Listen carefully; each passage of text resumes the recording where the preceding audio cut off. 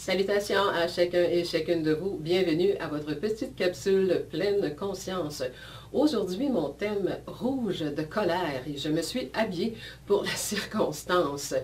Et je vais vous amener à penser, c'est sûr que toutes les émotions de basse fréquence, les émotions négatives sont difficiles pour notre corps. Pour la santé, c'est là-dedans que je veux aller, ça force le corps. Mais aujourd'hui, je vais y aller sur la colère. Pourquoi la colère? Parfois, la colère peut aussi être bénéfique. Si on est dans un état léthargique, de découragement total, et comme on est, on se fâche, puis on dit, oh là, ça suffit, ça va vous élever dans une autre énergie pour vous permettre de passer à l'action.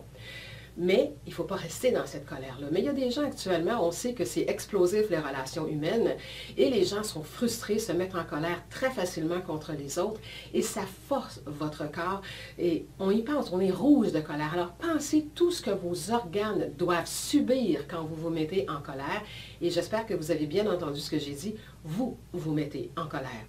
Les gens disent, il m'a fait fâcher. C'est vous qui décidez de vous fâcher.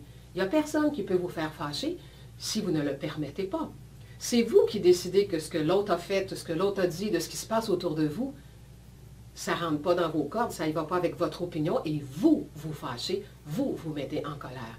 Alors vous avez le pouvoir de cesser ça autant que vous avez le pouvoir de l'enclencher. Donc la colère, c'est quelque chose qui vous appartient à gérer. Vous pouvez être en désaccord avec ce qui vous entoure si vous voulez. Est-ce que vous êtes obligé de vous faire subir cet état émotionnel et de faire subir ça à votre corps? Si vous continuez comme ça dans l'énergie dans laquelle on est, vous allez déclencher des malaises et maladies dans votre corps et ça n'a rien à voir avec ce que les autres font ou de votre vision de la vie.